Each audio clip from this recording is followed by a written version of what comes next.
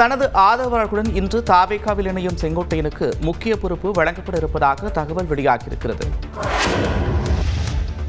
அதிமுகவில் இருந்து நீக்கப்பட்ட முன்னாள் அமைச்சர் செங்கோட்டையன் தனது எம்எல்ஏ பதவியை ராஜினாமா செய்தார். அதிமுகவை ஒருங்கிணைக்க வேண்டும் என்று கெடு விதித்த முன்னாள் அமைச்சர் செங்கோட்டையனை கட்சி பொறுப்புகளில் இருந்து எடப்பாடி பழனிசாமி நீக்கினார்.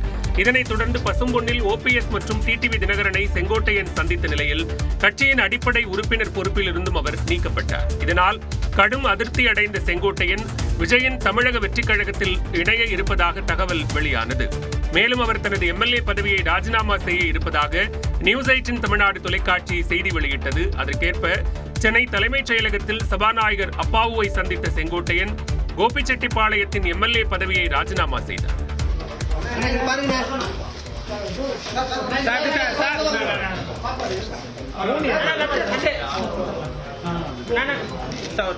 கையில் பச்சை குத்தப்பட்ட அதிமுக கொடி, சட்டைப்பையில் முன்னாள் முதலமைச்சர் ஜெயலலிதாவின் புகைப்படம் ஆகியவற்றுடன் எம்எல்ஏ பதவியை செங்கோட்டையன் ராஜினாமா செய்துள்ளார்.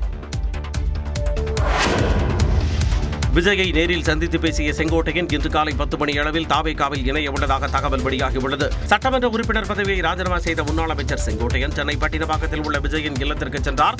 அங்கு விஜயை சந்தித்த செங்கோட்டையன் சுமார் 2.5 மணி நேரம் உரையாடினார். அப்போது தாவேகா பொதுச் செயலாளர் என் ஆனந்த், தேர்தல் பிரச்சார மேலாண்மை பொதுச் செயலாளர் ஆதவ் அர்ஜுனா, இணை பொதுச் செயலாளர் நிர்மல்குமார் உள்ளிட்டோர் உடன் இருந்தனர். இந்நிலையில் பனையூர் கட்சி அலுவலகத்தில் செங்கோட்டையன் இன்று தாவேகாவில் இணைய உள்ளதாக தகவல் வெளியாகியுள்ளது. காலை 10 மணி அளவில் நடைபெறும் நிகழ்வில் முன்னாள் எம்பி சத்யபாமா உள்ளிட்ட செங்கோட்டையன் ஆதரவாளர்கள் 500க்கு மேற்பட்டோர் தாவேகாவில் இணைய இருப்பதாகவும் கூறப்படுகிறது. இந்நிலையில் ஈரோட்டில் செய்தியாளர்களிடம் பேசிய தாவேகா கொள்கை பரப்பு பொதுச் செயலாளர் அருண்ராஜ் செங்கோட்டையன் குறித்த கேள்விக்கு பதிலளித்தார்.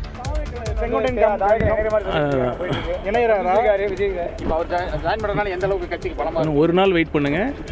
அவர் இணையறாரா இல்ல அவர் திமுகலையும் பேசினதா ஒரு தகவல் இருக்கு. நல்ல செய்தி நாளைக்கு வரும். தமிழக அரசியலின் மூத்த தலைவரும் முன்னாள் அமைச்சருமான செங்கோட்டையன் தாவேகாவில் இணைய உள்ளதாக கூறப்படுவது அரசியல் தளத்தில் பேசுபொருளாக மாறியுள்ளது. முன்னாள் அமைச்சர் செங்கோட்டையனுக்கு தாவேகாவில் நிர்வாக குழு ஒருங்கிணைப்பாளர் பதவி வழங்கப்பட உள்ளதாக தகவல் வெளியாகியுள்ளது. தமிழக வெற்றிக் கழக தலைவர் விஜயுடன் செங்கோட்டையன் நடத்திய ஆலோசனை கூட்டம் 2 கட்டங்களாக நடந்ததாக தெரிகிறது. முதல் கட்ட ஆலோசனையில் தாவேகா தலைவர் விஜய், முன்னாள் அமைச்சர் செங்கோட்டையன், வியூக வகுப்பாளர் ஜான் ஆரோக்கியசாமி மற்றும் கட்சியின் மாநில நிர்வாகிகள் என் ஆனந்த், ஆதவ் அர்ஜுனா உள்ளிட்ட நிர்வாகிகள் பங்கேற்றுள்ளனர். அதைத் தொடர்ந்து 2ஆம் கட்டமாக விஜய், செங்கோட்டையன் மற்றும் வியூக வகுப்பாளர் ஜான் ஆரோக்கியசாமி ஆகிய மூவரும் 1 மணி நேரம் ஆலோசனை நடத்தியுள்ளனர். இதில் செங்கோட்டையனுக்கு நிர்வாக குழுவை வழிநடத்தும் ஒருங்கிணைப்பாளர் பதவி வழங்குவது என முடிவெடுக்கப்பட்டதாக தகவல் வெளியாகியுள்ளது. அத்துடன் கொங்கு மண்டல பொறுப்பாளர் பதவியும் செங்கோட்டையனுக்கு வழங்கப்படும் என கூறப்படுகிறது. கொங்கு மண்டலத்தின் வெற்றியை செங்கோட்டையன் உறுதி செய்ய வேண்டும் எனவும் அதற்கான பணிகளை வியூக வகுப்பாளர் ஜான் ஆரோக்கியசாமியுடன் கலந்தாலோசித்து முடிவெடுப்பார் என்றும் தெரிகிறது. மேலும் கட்சி விவகாரங்கள், கள நிலவரங்கள் குறித்த தகவலை விஜயிடம் நேரடியாக செங்கோட்டையன் ரிப்போர்ட் செய்வார் என்றும் ஆலோசனை கூட்டத்தில் முடிவெடுக்கப்பட்டதாக கூறப்படுகிறது. கோவை, மதுரை மெட்ரோ திட்டங்களை தடுக்க மத்திய அரசு கம்பி கட்டும் கதைகளை எல்லாம் கூறுவதாக முதலமைச்சர் மு க ஸ்டாலின் குற்றம் சாட்டியிருக்கிறார். தமிழ்நாடு குறித்து அவதூறு பரப்பக்கூடிய ஆளுநரின் திமிரை அடக்க வேண்டும் என்று தெரிவித்திருக்கூடிய முதலமைச்சர் மு க ஸ்டாலின் எடப்பாடி பழனிசாமி விவசாயிகளின் துரோகி என்று விமர்சித்துள்ளார். ஈரோடு மாவட்டம் சோலார் என்ற இடத்தில் புதிய பேருந்து நிலையத்தை முதலமைச்சர் மு க ஸ்டாலின் திறந்து வைத்தார். பிறகு பேசியவர், எடப்பாடி பழனிசாமியின் துரோக பட்டியலில் மதுரை மெட்ரோ ரயில் திட்டம் புறக்கணிப்பும் இணைந்துவிட்டதாக விமர்சித்தார். நான் ஒரு விவசாயி, இப்பவும் விவசாயம் செய்யறேன்னு சொல்றார் பழனிசாமி. அவர் ஒரு துரோகி. அவரை விவசாயின்னு சொல்றது உண்மையான உழவர் பெருமக்களை அவமானப்படுத்துறது சமமாயிடும். தமிழ்நாட்டு விவசாயிகளுக்காக கோரிக்கை வைக்க பிரதமரை சந்திக்கிறேன்னு சொல்லுங்க. நீங்க சொன்னா போதும். தமிழ்நாடு அரசு சார்பில் நானே உங்களுக்கு காருக்கு ஏற்பாடு செஞ்சு அது வேர்க்காத அளவுக்கு நல்லபடியா அந்த காரை ஏற்பாடு செஞ்சு அனுப்பி வைக்கிறேன். தொடர்ந்து பேசியவர், தமிழ்நாட்டிற்கு சேவையாற்ற வந்திருப்பதாக ஆளுநர் பேட்டி அளித்ததை கண்டு தனக்கு சிரிப்பு வந்ததாக குறிப்பிட்டார். தீவிரவாத தாக்குதல்ல மக்கள் பலியாகிறதை தடுக்க முடியாத பாஜக ஆட்சியை புகழ்ந்து பேசியிருக்கக்கூடிய ஆளுநர் அவர்கள் அமைதி பூங்காவாக இருக்கக்கூடிய தமிழ்நாட்டை தீவிரவாத மாநிலம் திமிரெடுத்து பேசியிருக்கிறார். அவரை திமிர அடக்கணும். அவதூறு மற்றும் ஆற்றாமைகளை ஆளுநர் ஆர் என் ரவி அள்ளி தெளிப்பதாகவும் முதலமைச்சர் மு க ஸ்டாலின் குற்றம் சாட்டியுள்ளார். கோவை, மதுரை மெட்ரோ ரயில் திட்டங்களை தடுக்க மத்திய அரசு கம்பி கட்டும் கதைகளை எல்லாம் கூறுவதாக முதலமைச்சர் மு க ஸ்டாலின் சாடியுள்ளார். ஈரோடு மாவட்டம் சோலார் என்ற இடத்தில் புதிய பேருந்து நிலையத்தை திறந்து வைத்து பேசியவர் மெட்ரோ ரயில் திட்டத்திற்கு மத்திய அரசு பாரபட்சம் காட்டுவதாகவும் குற்றம் சாட்டினார். வட மாநிலத்தில் 20 லட்சத்துக்கும் குறைவான மக்கள் தொகை கொண்ட நகரங்கள் எல்லாம் மெட்ரோ திட்டத்துக்கு ஒப்புதல் கொடுத்திருக்கிறார்கள். தமிழ்நாடு மட்டும் கம்பி கட்டுற கதையெல்லாம் சொல்றாங்க. பாஜகவுக்கு வாக்களித்த தமிழ்நாடு எதை கேட்டாலும் தரக்கூடாது என்ற முடிவோடு இருக்கு பாஜக. தொடர்ந்து பேசியவர் தமிழ்நாட்டில் திமுக ஆட்சியில் இருக்கிறது என்ற ஒரே காரணத்திற்காக கோவை மக்களை பாஜக வஞ்சிப்பதாகவும் கூறினார். அதிமுக ஆட்சிக்கு வந்தா கோவைக்கு மெட்ரோ கொண்டு வருவோம்னு பழனிசாமி சொல்லி இருக்கிறார். கோவை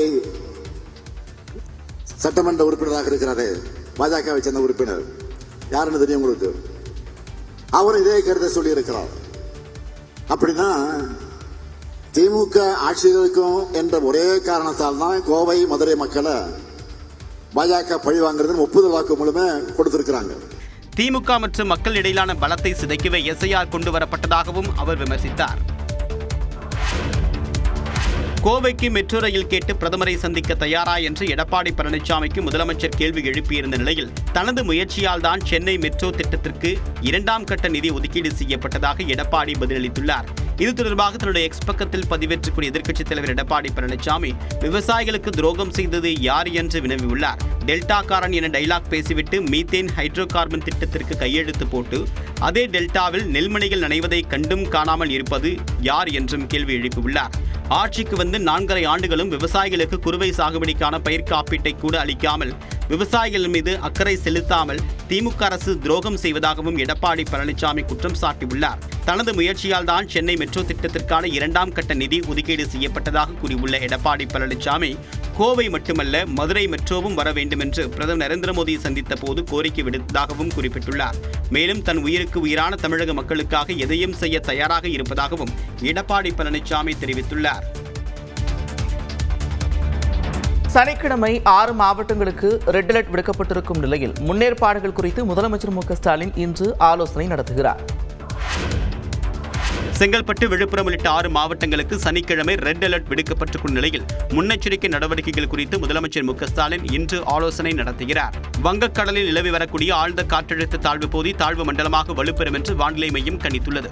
இதன் எதிரொலியாக செங்கல்பட்டு, விழுப்புரம், கடலூர் ஆகிய மாவட்டங்களிலும் மயிலாடுதுறை, திருவாரூர், நாகப்பட்டினம் ஆகிய மாவட்டங்களிலும் சனிக்கிழமை அதி கனமழைக்கு வாய்ப்பு இருப்பதாக வானிலை ஆய்வு மையம் கணித்துள்ளது.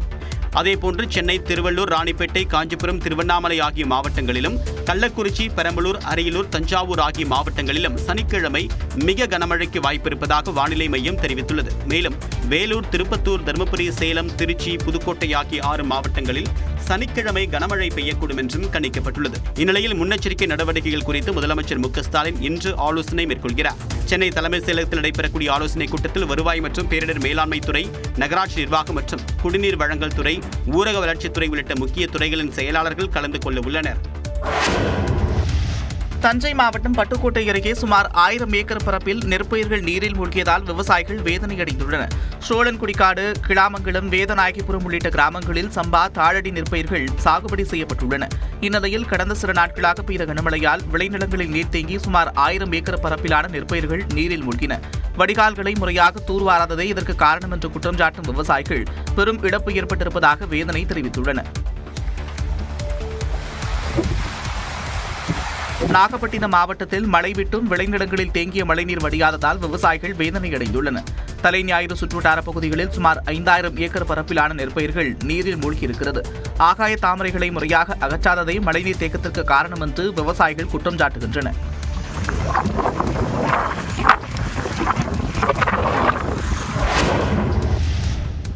திருவாரூர் மாவட்டம் கோட்டூர் சுற்றுவட்டாரத்தில் சுமார் 5000 ஏக்கர் சம்பா, தாளடி பயிர்கள் மழைநீரில் மூழ்கி அழுகத் தொடங்கிவிட்டன. மன்னார்குடி அருகே கோட்டூர், சோழங்கநல்லூர், ராயநல்லூர், சபாபதிபுரம் உள்ளிட்ட கிராமங்களில் சம்பா, தாளடி பயிர்கள் சாகுபடி செய்யப்பட்டுள்ளன. தொடர் கனமழை காரணமாக சுமார் 5000 ஏக்கர் பரப்பளவிலான நெற்பயிர்கள் நீரில் மூழ்கி அழுகத் தொடங்கிவிட்டன. ஒரு ஏக்கருக்கு 15000 ரூபாய் செலவு செய்த நிலையில் தற்பொழுது பெரும் இழப்பு ஏற்பட்டிருப்பதாக விவசாயிகள் வேதனை தெரிவித்துள்ளனர்.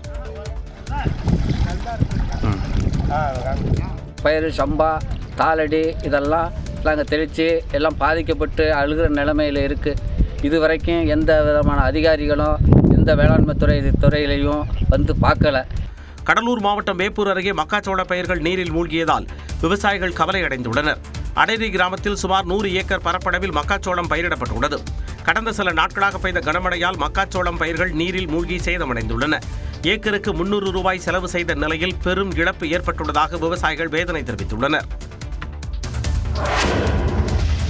நீலகிரி மாவட்டம் உதகை அருகே பழங்குடியின பெண் ஒருவரை புலி அடித்துக் கொண்ட இடத்தில் முதுமலை புலிகள் காப்பக கலை இயக்குநர் கிருபா சங்கர் உள்ளிட்ட வனத்துறை அதிகாரிகள் ஆய்வு மேற்கொண்டனர்.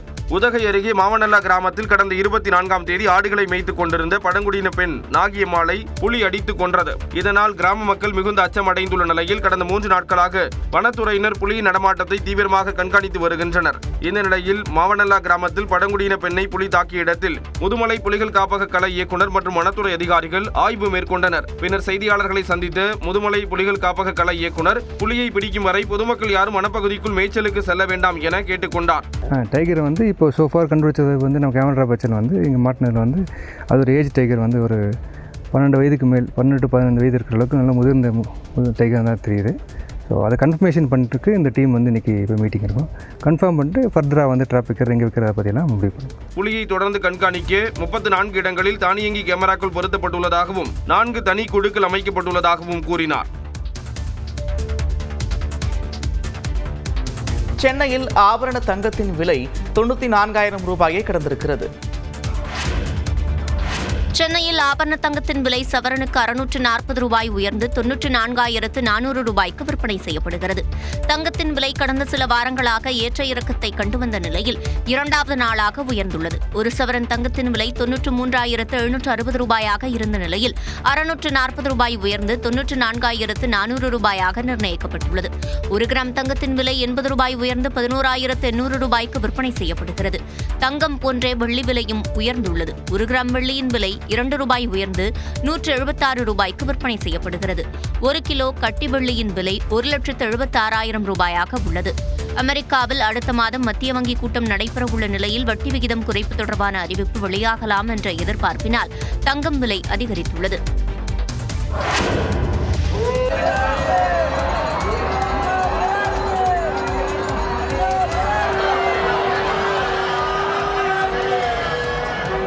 திருவண்ணாமலையில் அண்ணாமலையார் உண்ணாமலை அம்மன் சிம்ம வாகனத்திலும் பராசக்தி அம்மன் அன்னப்பச்சி வாகனத்திலும் மாடவீதியில் உலா வந்த காட்சிதான் இது.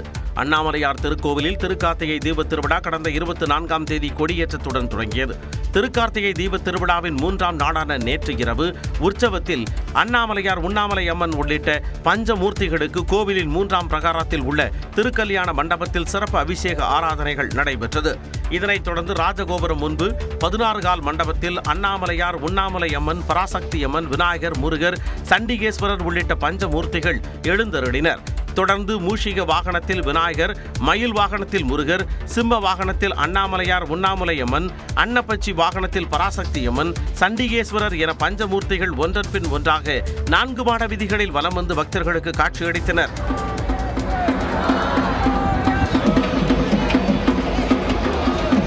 வழிநெடுகிலும் ஏராளமான பக்தர்கள் அரோகரா என பக்தி முழக்கமிட்டு சாமி தரிசனம் செய்தனர்.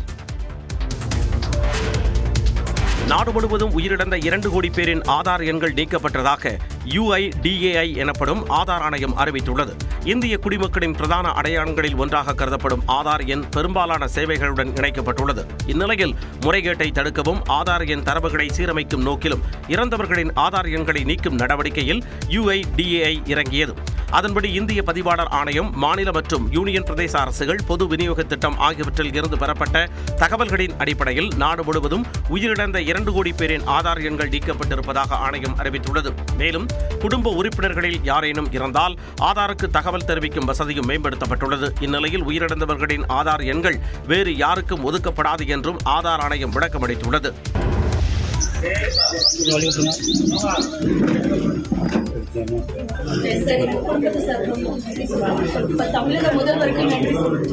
தென்காசி பேருந்து விபத்தில் தாயை இழந்த பார்வை மாற்றுத்திறனாளி மகளுக்கு முதலமைச்சர் மு க ஸ்டாலின் உத்தரவின் பேரில் அரசு வேலை வழங்கப்பட்டுள்ளது.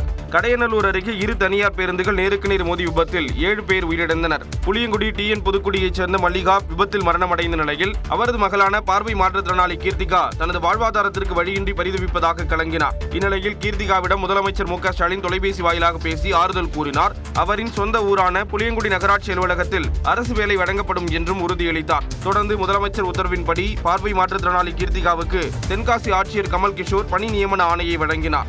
சிஎம் தாயுமானவர். அது மட்டும் இல்லாமல் சிஎம் சார் நேரடியாக என்கிட்ட பர்சனல் நம்பர் என்னோட நம்பருக்கு கால் பண்ணி பேசினாங்க. பேசி அவங்களோட வருத்தத்தையும் எனக்கு தெரிவித்தாங்க. அதுக்காக சிஎம் சாருக்கும் தமிழ்நாடு அரசுக்கும் என்னோட மனமார்ந்த நன்றி நான் தெரிவிச்சுக்கிறேன். புளியங்குடி நகராட்சியில் டேட்டா என்ட்ரி பணிக்கான ஆணை வழங்கப்பட்டிருக்கும் நிலையில் தனது படிப்பிற்கு ஏற்ப ஆசிரிய வேலை வழங்க வேண்டும் என கீர்த்திகா கோரிக்கை வைத்துள்ளார். எம்எல்ஏ பதவியில் இருந்து செங்கோட்டையன் விலகியது அதிமுகவுக்கும் எடப்பாடி பழனிசாமிக்கும் பின்னடைவாகத்தான் இருக்கும் என்று பிசிக தலைவர் திருமாவளவன் தெரிவித்துள்ளார். மதுரையில் செய்தியாளர்களிடம் பேசிய அவர் பாஜக மீது சந்தேகம் எழுப்பினார். அவர் வெளியேறும் நிலை அதிமுகவுக்கு ஏற்பட்டிருப்பது எடப்பாடி பழனிசாமி அவர்களுக்கும் சரி அதிமுகவுக்கும் சரி ஒரு பின்னடைவாகத்தான் இருக்கும். ஆனால் இதன் பின்னணியில் பாஜக, RSS ஆகிய அமைப்புகளின் கைகளும் நீண்டிருக்குமா என்கிற கேள்வியும் எழுகிறது. செங்கோட்டையன் விஜய் சந்திப்பு நட்பு ரீதியிலானதாக கூட இருக்கலாம் என அமமுக பொதுச் செயலாளர் டிடிவி தினகரன் தெரிவித்துள்ளார். விசுவாசத்தோடு எந்தவித எதிர்பார்ப்பும் இல்லாமல் அம்மா அவர்களை ஆதரவாக இருந்தவர் அவர். அதனால் அவரை பற்றி நாம் எதுவும் பேசும் பொழுது கவனமாக பேச வேண்டும் என்று நினைக்கிறேன். இந்நிலையில் அதிமுகவில் இருந்து செங்கோட்டையன் நீக்கப்பட்டதை இடப்பாக பார்க்கவில்லை என பாஜக மூத்த தலைவர் தமிழிசை சவுந்தரராஜன் தெரிவித்துள்ளார். நாங்கள் டெல்லியில் செங்கோட்டை பிடிச்சோம், இங்கே ஜார்ஜ் கோட்டை பிடிக்கிறதா எங்களோட நோக்கம். அதில் யாரெல்லாம் துணை நிற்கிறார்களோ அவர்களை பற்றி தான் நான் பேச முடியும். செங்கோட்டையனோட ராஜினாமா பற்றி நான் ஒன்று சொல்ல முடியும். இது செங்கோட்டையனின் அரசியல் நகர்வு என்றே கருதுவதாகவும் தமிழிசை கூறினார். நடிகர்களுக்கு மட்டும்தான் கூட்டம் கூடுமா என்று கேட்டு விஜயை சீண்டிய சீமான் தற்குறிகள் தான் கூடுவார்களா, தத்துவக்காரர்களும் கூடுவார்கள் என்றார். நாம் தமிழர் கட்சி சார்பில் விடுதலை புலிகள் தலைவர் பிரபாகரனின் பிறந்தநாள் விழா பரமக்குடியில் நடைபெற்றது. இதில் பங்கேற்று பேசிய நாம் தமிழர் கட்சியின் தலைமை ஒருங்கிணைப்பாளர் சீமான் தாவேக தலைவர் விஜயை மறைமுகமாக சாடினார். ஆட்சியில இங்க பாரு எப்படி பசி இல்லாத நாடை எப்படி உருவாக்குறேன் பாரு, எல்லாருக்கும் எப்படி வேலை கொடுக்குறேன் பாரு, இங்க பாரு நீ 1000-500 கையேந்தாம வாழ்க்கை தரத்தை எப்படி உயர்த்துறேன் பாரு. இவன் மாதிரி பிக்காரி பேலாடா, நானு மோட்டர் பிக் தரேன், கார் தரேன், பெட்ரோல் எவன்டா தெரியும். நான் விளையாட்டுக்கு சொன்னேன், வீட்டுக்கு ஒரு கார் தரேன், நான் வீட்டில் ஒண்டி கொடுப்பேன். ஒரு படம் பிரிச்சு பார்த்தா அண்ணல் அம்பேத்கர் படம் இருக்கும். நான் என்ன சொல்லுவேன், இவர் தாண்டா உலகத்திலே சிறந்த காரு அண்ணல் அம்பேத்கர், வீட்டில் மாட்டி வை. தொடர்ந்து பேசியவர் திருச்சியில் பிப்ரவரி 7ஆம் தேதி மாநாடு நடத்தவுள்ளதாக கூறி தற்கூறிகள் மட்டுமல்ல தங்களை போன்ற தத்துவக்காரர்களும் கூட்டம் கூட்டமாக கூடுவோம் என்றும் தொண்டர்களுக்கு அழைப்பு விடுத்தார். நடிகனுக்கு தான் கூட்டம் கூடுமா, தற்கூரி பை தான் கூடுவானா, தத்துவக்காரனும் கூட முடியும். தன்மானமிக்க தமிழ் மக்களும் பல லட்சக்கணக்கில் கூடுவோம். ஒரு வழக்கு போட்டதற்கே சிலர் தலைமறைவாகிவிட்டதாகவும் சீமான் விமர்சித்தார். பாஜக மாநில தலைவர் பொறுப்பில் இருந்து நைனா நாகேந்திரன் மாற்றப்படுவதாக வதந்தி பரப்பப்படுவதாக நாராயணன் திருப்பதி குற்றம் சாட்டியுள்ளார். பாஜக மாநில தலைவர் பொறுப்பில் இருந்து நைனா நாகேந்திரன் மாற்றப்படுவதாக சமூக வலைதளங்களில் தகவல் பரவியது. இது தொடர்பாக செய்தியாளர் சந்தித்த பாஜக செய்தி தொடர்பாளர் நாராயணன் திருப்பதி அத்தகவல் வதந்தி என்றும் விளக்கம் அளித்தார். மேலும் திமுக கூட்டணி மீதும் குற்றச்சாட்டுகளை முன்வைத்தார். திராவிட முன்னேற்ற கழகம் உள்ளிட்ட அந்த கூட்டணியினர் அச்சத்தில் இது போன்ற தவறான பிரச்சாரத்தில் ஈடுபடுவது வன்மையாக கண்டிக்கத்தக்கது. தெளிவாக சொல்கிறோம், வருகின்ற 2026 சட்டமன்ற தேர்தலை பாரதிய ஜனதா கட்சியினுடைய மாநில தலைவராக, சட்டமன்ற குழு தலைவராக திரு நயினார் நாகேந்திரனுடைய தலைமையில் சந்தித்து மிகப்பெரிய வெற்றியை தேசிய ஜனநாயக கூட்டணி பெறும் என்பதில் யாருக்கும் எந்த சந்தேகமும் இல்லை. நைனா நாகேந்திரன் குறித்த வதந்தி துரதிருஷ்டவசமானது என்றும் அவர் தெரிவித்தார். நெல்லையில் தீயணைப்புத்துறை துணை இயக்குநர் அலுவலகத்தில் லட்சக்கணக்கான ரூபாய் பறிமுதல் செய்யப்பட்ட விவகாரத்தில் உயர் அதிகாரியை சிக்க வைக்க ஊழியர்களை பணத்தை வைத்த அதிர்ச்சி தகவல் வெளியாகியுள்ளது. திருநெல்வேலி மண்டலத்தின் தீயணைப்பு மற்றும் மீட்பு பணிகள் துறை மண்டல துணை இயக்குநராக சரவணபாபு பணியாற்றி வருகிறார். கடந்த 18ஆம் தேதி இவரது அறையில் இருந்து 2,61,000 ரூபாயை லஞ்ச ஒழிப்புத்துறை அதிகாரிகள் கைப்பற்றினர். செந்தில் என்ற தீயணைப்பு வீரர் மேஜையிலிருந்து 41,000 ரூபாயும் கைப்பற்றப்பட்டது. தன்னால் பாதிக்கப்பட்ட சிலர் மோசடியாக தனது அறையில் பணத்தை வைத்திருக்கலாம் என சரவணபாபு காவல்துறையில் புகார் அளித்தார். இந்த நிலையில் அடையாளம் அடையாளம் தெரியாத நபர் தீயணைப்புத்துறை அலுவலகத்திற்குள் வெள்ளை கவரில் எதையோ எடுத்து சென்று வைத்துவிட்டு மீண்டும் 30 நிமிடங்கள் கழித்து வெளியே வந்த சிசிடிவி வெளியானது. விசாரணையில் சில தீயணைப்புத்துறை உயரதிகாரிகள் தூண்டுதலின் பெயரில் சக தீயணைப்பு வீரர் ஒருவர் பணத்தை அலுவலகத்திற்குள் கொண்டு சென்று வைத்தது தெரியவந்தது. இதையடுத்து இச்சம்பவத்தில் தொடர்புடையதாக தீயணைப்பு வீரர் ஆனந்த் மற்றும் அவரது உறவினர் முத்துசுடலை ஆகியோர் கைது செய்யப்பட்டுள்ளனர். சொந்த துறையின் அதிகாரியை லஞ்ச ஒழிப்பு துறையில் சிக்க வைப்பதற்கு பணத்தை அலுவலகத்திற்குள் கொண்டு சென்று வைத்த சம்பவம் நெல்லையில் பரபரப்பை ஏற்படுத்தியுள்ளது. டெல்லி காற்று மாசுவால் நடைபயிற்சியின் போது சுவாச பிரச்சனைகளை எதிர்கொள்வதாக உச்சநீதிமன்ற தலைமை நீதிபதி சூரியகாந்த் தெரிவித்துள்ளார். உச்சநீதிமன்றத்தில் வழக்கு விசாரணையின் போது பேசிய தலைமை நீதிபதி சூரியகாந்த் டெல்லியில் நிலவும் காற்று மாசு காரணமாக தனது நடைபயிற்சி பாதிப்பதாக கூறினார். நாள்தோறும் மாலையில் நடைபயிற்சி மேற்கொள்வதை வழக்கமாக கொண்டிருக்கும் தன்னால் காற்று மாசுவில் மூச்சுவிட சிரமம் எதிர்கொள்வதாக தெரிவித்தார். மேலும் சுவாச பிரச்சனையால் இரவு முழுவதும் தன்னால் தூங்க முடியவில்லை என்றும் தலைமை நீதிபதி சூரியகாந்த் கூறினார். வழக்கு விசாரணைகளை காணொலி காட்சி வாயிலாக நடத்த பார் கவுன்சில் ஒப்புக்கொண்டால் அதற்கு ஏற்றார் வகையில் சீரான விதிமுறையை உருவாக்குவது குறித்து பரிசீலிக்க முடியும் எனவும் தெரிவித்தார். காற்று மாசு காரணமாக 60 வயதிற்கு மேற்பட்ட வழக்கறிஞர்கள் காணொலி வாயிலாக வழக்கு விசாரணைகளில் ஆஜராக அறிவுறுத்தப்பட்டுள்ளது குறிப்பிடத்தக்கது. பூர்த்தி செய்த எஸ்ஐஆர் கணக்கீடு படிவங்களை தருவதற்கு கால நீட்டிப்பு வழங்க வேண்டும் என்று உச்சநீதிமன்றத்தில் திமுக வலியுறுத்தியுள்ளது. வாக்காளர் பட்டியல் சிறப்பு தீவிர திருத்தத்திற்கு எதிராக தாக்கல் செய்யப்பட்ட மனுக்கள் உச்சநீதிமன்ற தலைமை நீதிபதி சூரியகாந்த் தலைமையிலான அமர்வில் விசாரணைக்கு வந்தது. அப்போது கேரளா மற்றும் தமிழ்நாடு மனுக்கள் வெவ்வேறு காரணங்களால் தாக்கல் செய்யப்பட்டிருப்பதால் வெவ்வேறு தினங்களில் விசாரணைக்கு பட்டியலிடப்படும் என்றார். அதன்படி தமிழ்நாடு அரசு தொடர்ந்த வழக்கு வரக்கூடிய 1ஆம் தேதி விசாரிக்கப்படும் என்று கூறினார். அப்போது விண்ணப்பங்கள் இறுதி செய்வதற்கான காலக்கெடு வரக்கூடிய 4ஆம் தேதியுடன் நிறைவடையக்கூடிய நிலையில் 50% விண்ணப்பங்கள் மட்டுமே டிஜிட்டல் செய்யப்பட்டிருப்பதாக தமிழ்நாடு அரசு முறையிட்டது. மேலும் புயல் எச்சரிக்கை விடுக்கப்பட்டிருப்பதால் பூர்த்தி செய்த எஸ்ஐஆர் கணக்கீடு படிவங்களை தருவதற்கு கால நீட்டிப்பு வழங்க வேண்டும் என்று திமுக தரப்பில் வலியுறுத்தப்பட்டது. அப்போது குறுக்கிட்ட தேர்தல் ஆணையம் நடைமுறைகளை மேற்கொள்வதில் எந்தவிதமான சிரமமும் இல்லை என்றும் அரசியல் கட்சிகள்தான் இந்த விவகாரத்தை பிரச்சனையாக மாற்றி வருவதாகவும் குற்றம் சாட்டியது. இதற்கு மாநில அரசுகள் கடும் எதிர்ப்பு தெரிவித்த நிலையில் தமிழ்நாடு, புதுச்சேரி தொடர்புடைய மனுக்கள் மீது வரக்கூடிய 1ஆம் தேதி பதில் மனு தாக்கல் செய்ய தேர்தல் ஆணையத்திற்கு உச்சநீதிமன்றம் உத்தரவிட்டுள்ளது. 25 ஆண்டுகளுக்கு பிறகு இந்திய மண்ணில் சாதனை படைத்திருக்கிறது தென்னாப்பிரிக்கா. தென்னாப்பிரிக்காவுக்கு எதிரான டெஸ்ட் தோல்வியின் மூலம் உள்நாட்டில் அதிகபட்ச ரன் வித்தியாசத்தில் தோல்வியை தழுவி இந்தியா மோசமான சாதனையை படைத்தது. இந்திய சுற்றுப்பயணம் மேற்கொண்ட தென்னாப்பிரிக்க அணி கவுகாத்தியில் நடைபெற்ற 2வது டெஸ்ட் போட்டியில் 408 ரன்கள் வித்தியாசத்தில் வெற்றி பெற்றது. முதல் இன்னிங்ஸில் முறையே தென்னாப்பிரிக்கா 489 ரன்களும் இந்தியா 201 ரன்களிலும் ஆட்டம் இழந்தன. தொடர்ந்து 288 ரன்கள் முன்னிலையில் 2வது இன்னிங்ஸில் விளையாடிய தென்னாப்பிரிக்கா 5 விக்கெட் இழப்புக்கு 260 ரன்கள் எடுத்து டிக்ளேர் செய்தது. இதனையடுத்து 548 ரன்கள் இலக்கை நோக்கி விளையாடி இந்தியா 140 ரன்களில் அனைத்து விக்கெட்டுகளையும் இழந்து படுதோல்வியை சந்தித்தது. இதன் மூலம் தொடரை 2-0 என்ற கணக்கில் வென்ற தென்னாப்பிரிக்க அணி இந்தியாவை ஒயிட் வாஷ் செய்தது. மேலும் 25 ஆண்டுகளுக்கு பிறகு இந்திய மண்ணில் தொடரை கைப்பற்றி தென்னாப்பிரிக்கா சாதனை படைத்தது. அதேபோன்று கடந்த 60 ஆண்டுகளில் முதல் முறையாக இந்திய அணி சொந்த மண்ணில் மிக மோசமான தோல்வியை கண்டது. தனது எதிர்காலம் குறித்து பிசிசிஐ தான் முடிவெடுக்கும் என்று கூறிய இந்திய அணியின் பயிற்சியாளர் கௌதம் கம்பீர் தான் பெற்றுக் கொடுத்த வெற்றிகளை மறந்துவிடக் கூடாது என்றும் குறிப்பிட்டுள்ளார். இந்திய கிரிக்கெட் அணியின் தலைமை பயிற்சியாளராக கௌதம் கம்பீர் பொறுப்பேற்றது முதல் வெற்றியை விட தோல்வி அதிகம் நிகழ்வதாக விமர்சனம் எழுந்தது. மேலும் அவர் பதவி விலக வேண்டும் என்ற குரலும் வலுத்து வருகிறது. இந்நிலையில் செய்தியாளர்கள் சந்தித்த கௌதம் கம்பீர் தான் பெற்றுக் கொடுத்த வெற்றிகளை மறந்துவிடக் கூடாது என்று குறிப்பிட்டுள்ளார்.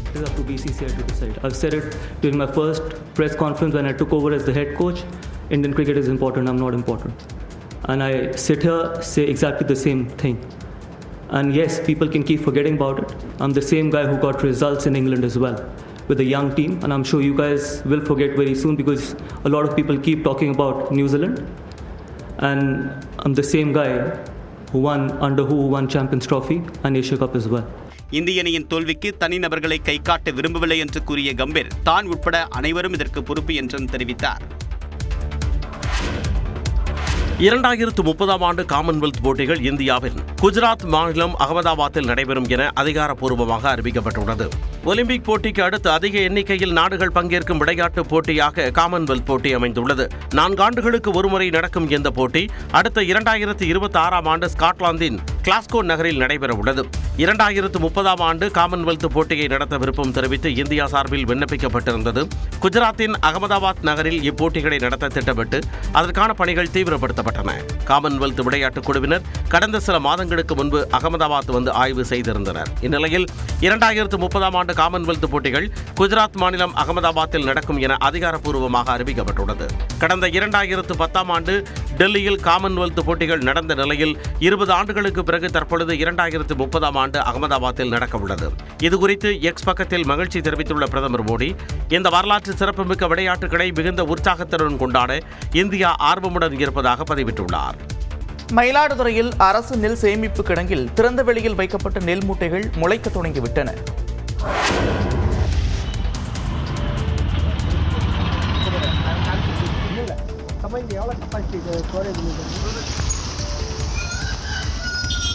மயிலாடுதுறை மாவட்டம் சித்தர்காடு அரசு சேமிப்பு கிடங்கில் திறந்த வெளியில் அடுக்கி வைக்கப்பட்டிருந்த நெல் மூட்டைகள் மழையில் நனைந்து முளைக்க தொடங்கிய காட்சிகள் தாங்கியவை. மயிலாடுதுறை மாவட்டத்தில் கூறுவை அறுவடை பணிகள் முடிந்து விவசாயிகளிடமிருந்து கொள்முதல் செய்யப்பட்ட நெல் மூட்டைகள் மாவட்டம் முழுவதும் பல்வேறு சேமிப்பு கிடங்குகளில் அடுக்கி வைக்கப்பட்டுள்ளன. சித்தர்காடு சேமிப்பு கிடங்கு முழு கொள்ளளவை எட்டிய நிலையில் சுமார் 2000 மெட்ரிக் டன் நெல் மூட்டைகள் கிடங்கு வளாகத்தில் திறந்த வெளியில் தார்பாய் கொண்டு மூடி வைக்கப்பட்டுள்ளன. இந்நிலையில் கடந்த 10 நாட்களாக பெய்த மழையால் 100க்கும் மேற்பட்ட நெல் மூட்டைகள் நனைந்து நெல்மணிகள் முளைத்து சேதமடைந்துள்ளன. பாதுகாப்பான இடங்களில் கொள்முதல் பண்ணோம். கொள்முதல் பண்ற நெல்லை அந்த ஷெட்டுக்குள்ள லாரி போய் ஏத்துற மாதிரி பெரிய ஷெட் இருக்கணும் லாட்டு போடுறதுல. அந்த மாதிரி வெளியில வைக்கிற மாதிரி இருந்தால் தப்பி தவறி அதுக்கு தேவையான படுதா தரமானதாகவும் அதுக்கான கீழே போடுற கட்டைகள் தரமானதாகவும் கொடுத்து அது ஒரு 1.5 அடி உயரத்தை தூக்கி லாட்டை உயரமா போட்டோம்னா பாதிக்காம இருக்கும். இதுகுறித்து நுகர்பொருள் வாணிப கழக அதிகாரிகளிடம் கேட்டபோது நடப்பாண்டு குறுவை நெல் கொள்முதல் 2 மடங்காக அதிகரித்துள்ளதால் நெல் மூட்டைகள் கிடங்கில் தார்பாய் கொண்டு மூடி வைக்கப்பட்டதாக தெரிவித்தனர். ஒரு சில இடங்களில் மழை சாரல் பட்டு சில நெல் மூட்டைகள் நனைந்து நெல்மணிகள் முளைத்துள்ளதாகவும் அவற்றை அகற்றி சுத்தம் செய்ய நடவடிக்கை எடுக்கப்பட்டதாகவும் அதிகாரிகள் கூறினர்.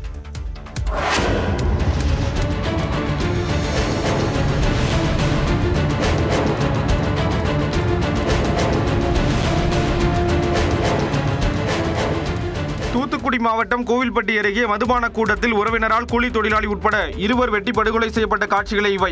காப்பலிங்கம்பட்டியைச் சேர்ந்த கூலி தொழிலாளி முருகன் அதே ஊரைச் சேர்ந்த அவரது உறவினரான மந்திரம் என்பவருடன் தளவாய்புரத்தில் உள்ள மதுபான கூட்டத்திற்கு சென்றார். அவர்கள் மது அருந்திக் கொண்டிருந்த போது அங்கு வந்த முருகனின் மற்றொரு உறவினரான கோமு தனது மனைவி தன்னை விட்டு பிரிய முருகனும் மந்திரமும் தான் காரணம் என தகராறில் ஈடுபட்டுள்ளார். அப்போது அவர் வைத்திருந்த அரிவாளை எடுத்து இருவரையும் சரமாரியாக வெட்டினார்.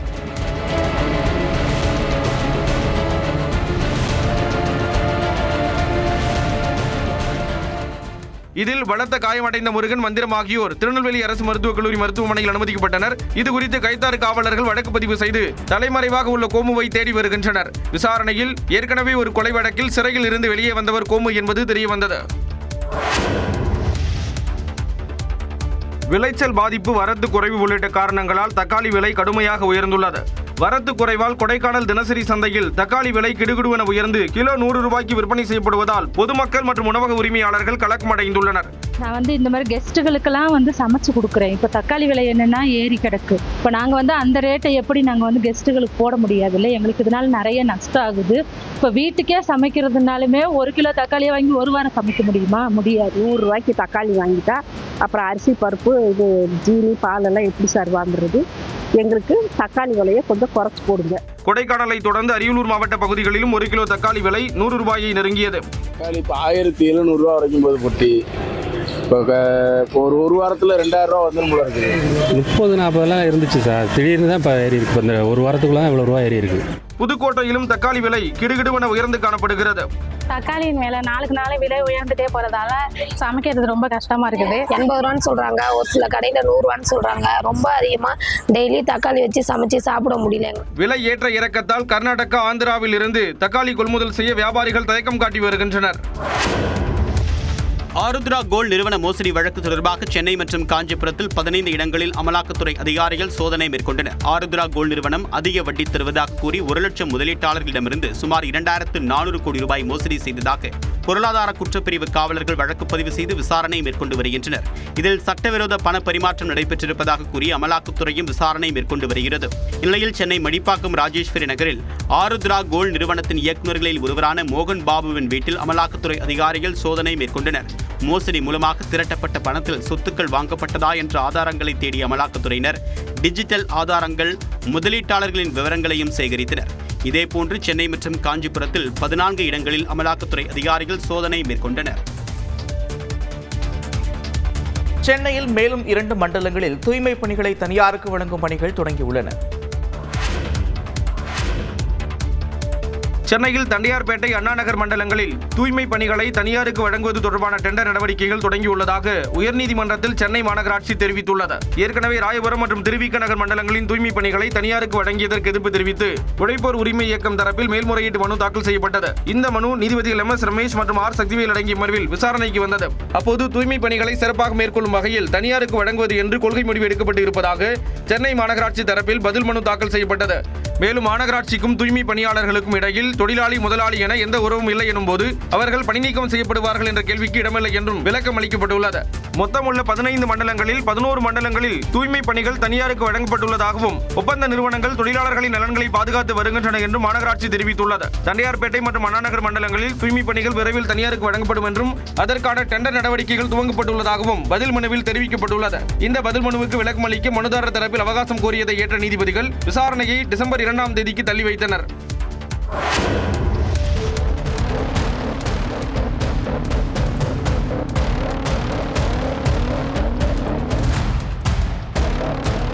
சென்னை அம்பத்தூரில் கோயிலில் இருந்து திருடிய உண்டியலை மர்ம நபர்கள் ஆட்டோவில் எடுத்துக்கொண்டு தப்பிச் சென்ற காட்சிகளை இவை.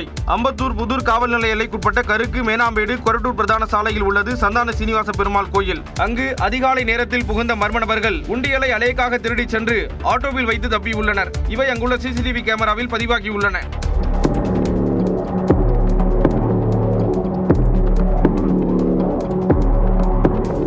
மேலும் அவர்கள் அம்பத்தூர் நோக்கி தப்பிச் சென்ற காட்சிகளும் அதில் பதிவாகியுள்ளன. இந்த சம்பவம் தொடர்பாக அளிக்கப்பட்ட புகாரின்படி அம்பத்தூர் காவலர்கள் நேரில் வந்து விசாரணை நடத்தினர். மாங்காடு பகுதியில் திருட்டு சம்பவத்தில் ஈடுபட்ட அதே கும்பல் அம்பத்தூரிலும் கைவரிசை காட்டியது தெரிய வந்துள்ளது.